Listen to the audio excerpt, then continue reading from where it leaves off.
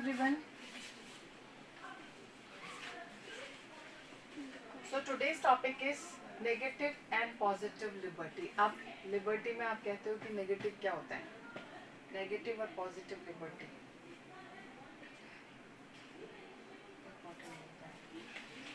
ठीक है? एक लिबर्टी वो होती है जिसमें कोई इंटरफेरेंस नहीं चाहिए, जो करना चाहे वो करने के लिए फ्री हो.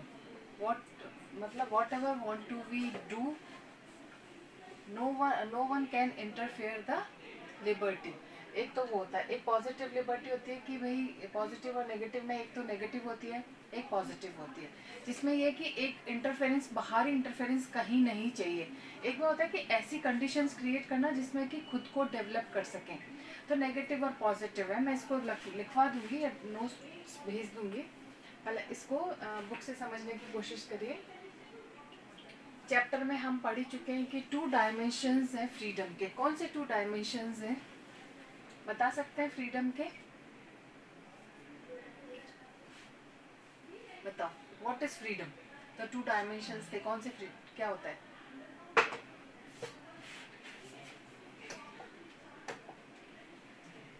चैप्टर थोड़ा सा आगे बढ़ा और तुम लोग पीछे का भूलते जाते.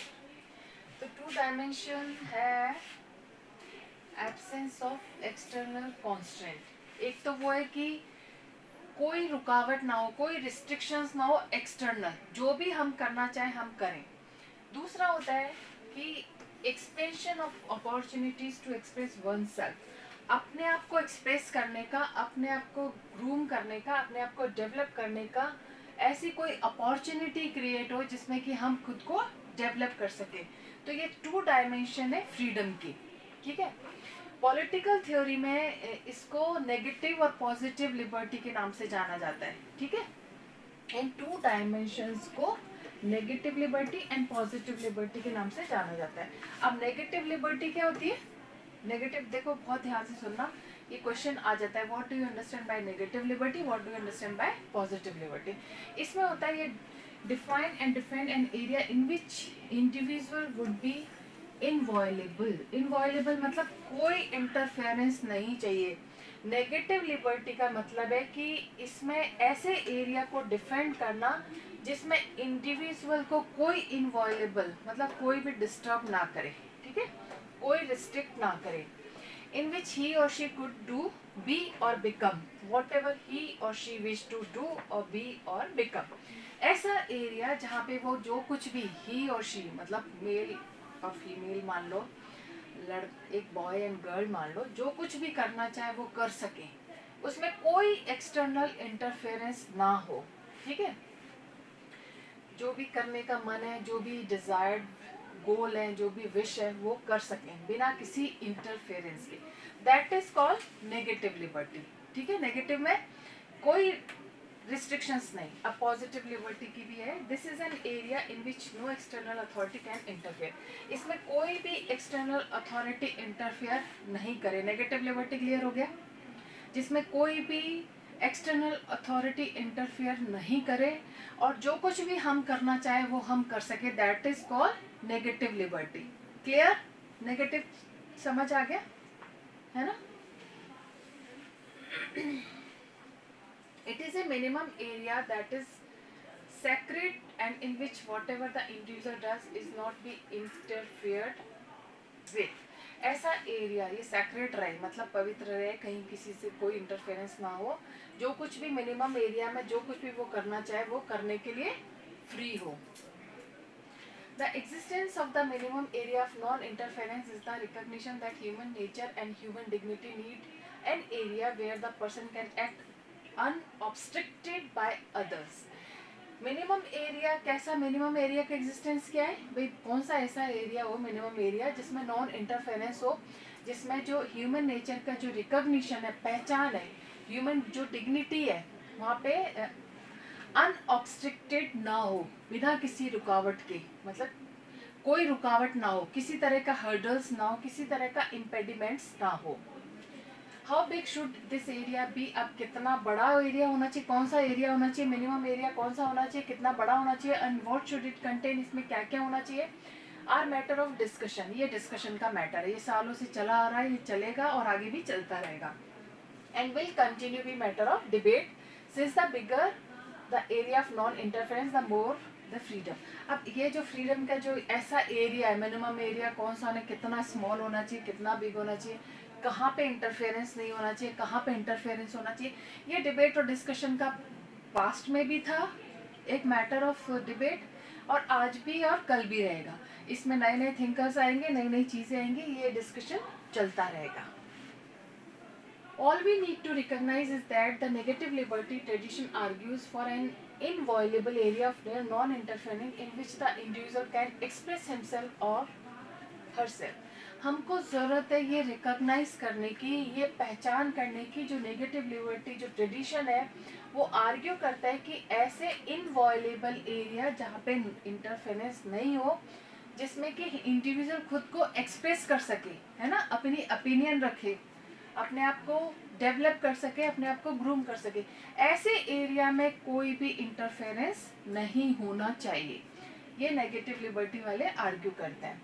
If the area is too small, अगर एरिया बहुत छोटा है, देन ह्यूमैनिटी गेट्स कम्प्रोमाइज. अगर एरिया छोटा है तो क्या होती है, मानवता कम्प्रोमाइज होती है, मानवता के साथ समझौता होता है. We may here ask the obvious question, हम क्वेश्चन पूछ सकते हैं कि is the choice of what clothes to wear in different situation.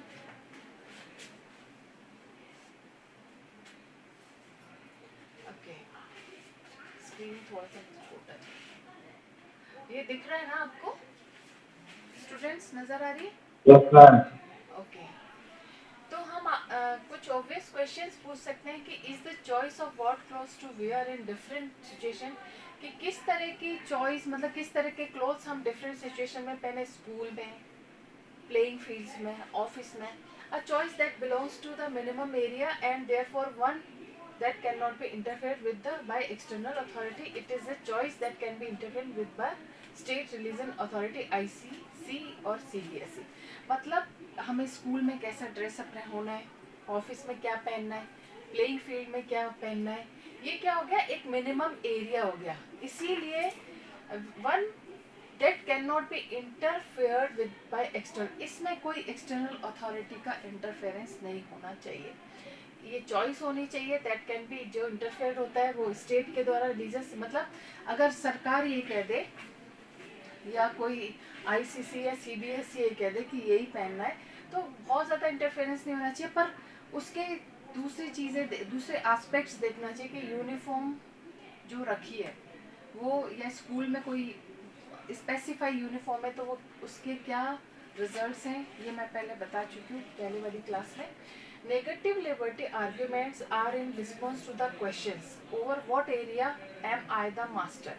अब नेगेटिव लिबर्टी जिसमें वो चाहते हैं कि कोई इंटरफेरेंस ना हो नेगेटिव लिबर्टी में, उसमें क्वेश्चन आता है कि ओवर व्हाट, किस एरिया में आई एम द मास्टर, कि मैं, मेरी चले, ऐसा कौन सा एरिया हो जिसमें मेरी चले, मैं ही सब कुछ हूँ.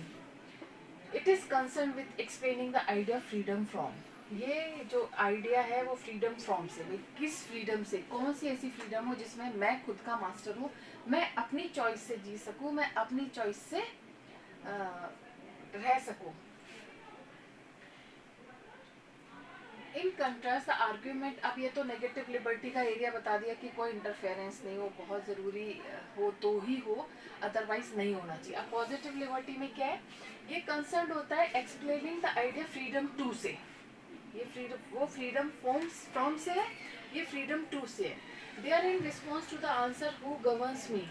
इसमें आप आंसर अगर ढूंढोगे कि हु गवर्न्स मी, मुझे कौन गवर्न करता है ना, to which the idea answer I govern myself. आपको कौन गवर्न कर सकता है, खुद को खुद ही गवर्न कर सकते हो ना, खुद के रूल्स खुद पे ही चला सकते हो ना, कोई और तो नहीं चलाएगा.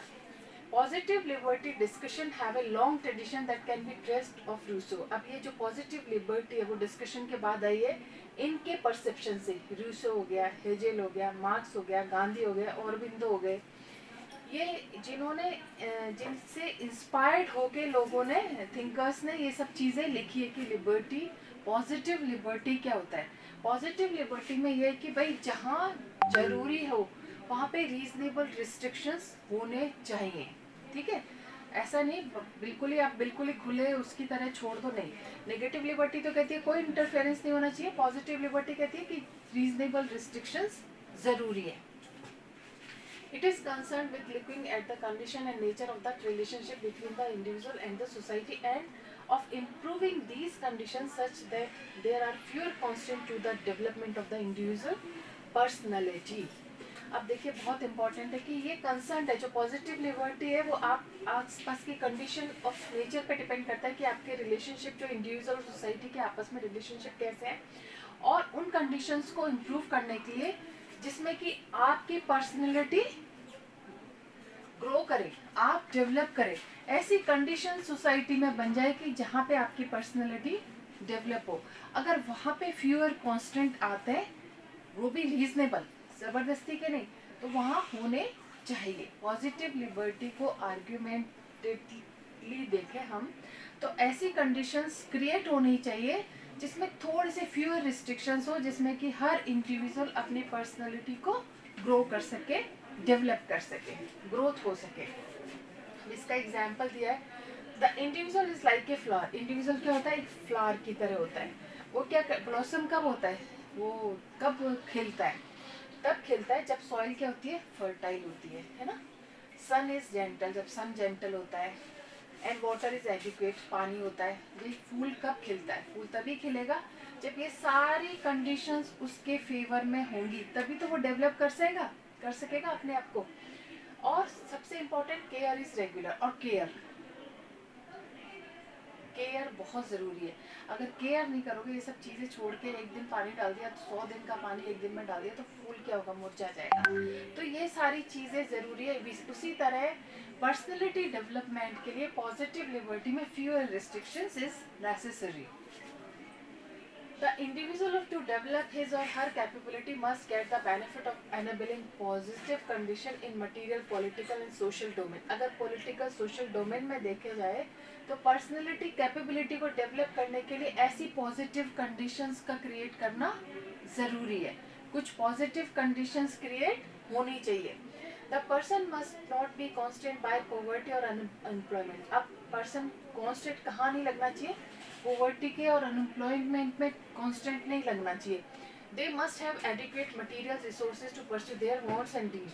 अपने वांट्स, अपने सेट गोल्स को अचीव करने के लिए, अपने डिजायर्स, अपने सेट मतलब एम को अचीव करने के लिए एडिक्वेट मटीरियल रिसोर्सेज उनको होना चाहिए, ताकि वो अपने मतलब स्किल डेवलप करो, कैपेबिलिटी डेवलप करो, जिससे कि अपने डिजायर्ड एम को वो अचीव कर सकें। ऐसी कंडीशन हो सोशल और पॉलिटिकल डोमेन में। They must also have the opportunity to participate in the decision making process so that the laws may reflect their choices or at least take those preferences into an account. इसलिए हर individual को opportunity मिलनी चाहिए decision making process में। अब decision making process में सबसे important क्या होता है, कैसे होता है डिसीजन मेकिंग प्रोसेस, क्या होता है, मतलब आपका डिसीजन कैसे चलता है, कोई मुझे बताए भाई। आपके बिहाफ पे आपके रिप्रेजेंटेटिव वर्क करते हैं, ठीक है।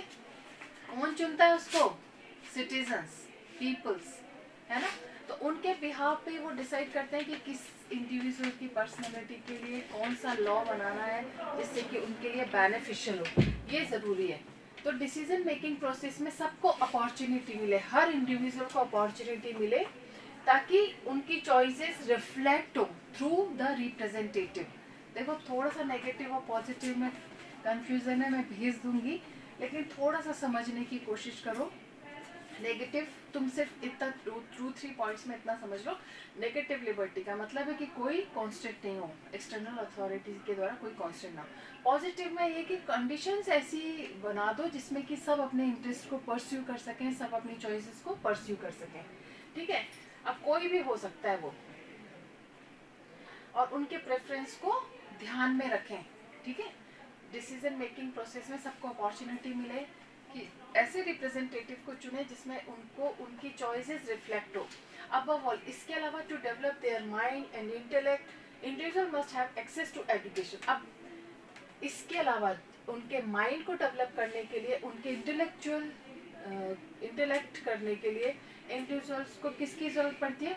एजुकेशन एक्सेस करने की, एजुकेशन गेट करने की, एक्वायर करने की, और associated opportunity necessary to lead a reasonably good life. अब गुड लाइफ को लीड करना है तो क्या होगा? आप गुड एजुकेशन एक्सेस कर लेते हो, अच्छी जॉब मिल जाएगी, अच्छी जॉब मिल जाएगी तो सारी फैसिलिटीज़ आपके हाथ में होंगी, तो आप उससे गुड लाइफ लीड कर सकते हो, कंडीशंस आपके फेवरेबल होंगी, ठीक है। Positive liberty recognise that one can be free only in society, not outside it.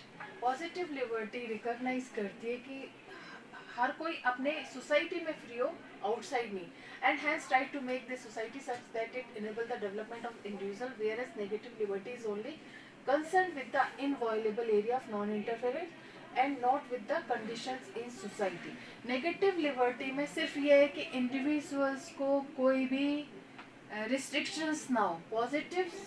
Positive liberty में ये कि society में ऐसी conditions create हो जाएं, ऐसी चीज़ें हो जाएं जिसमें कि हर individual खुद को develop कर सके, खुद को grow खुद को skillful कर सके, खुद की ability और capability को एनहांस कर सके।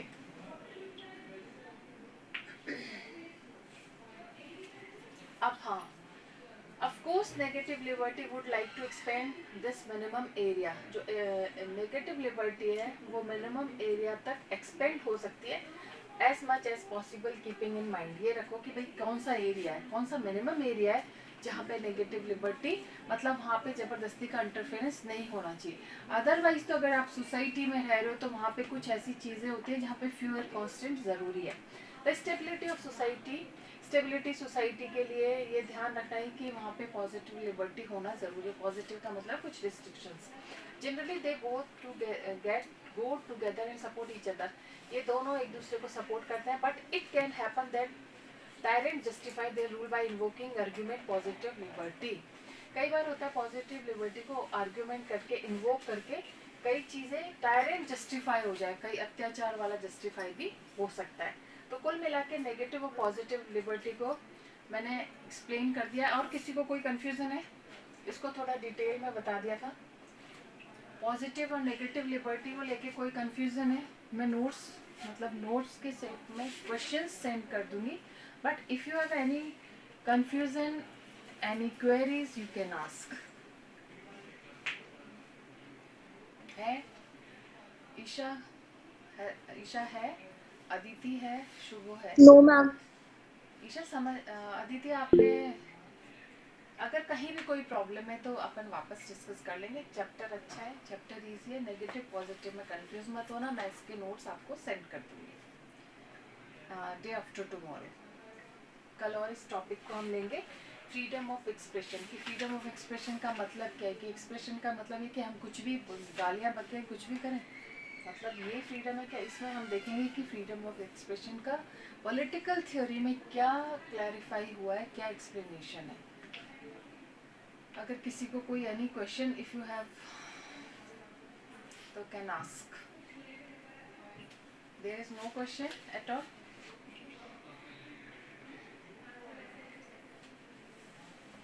क्वेश्चंस नहीं है ना बेटा?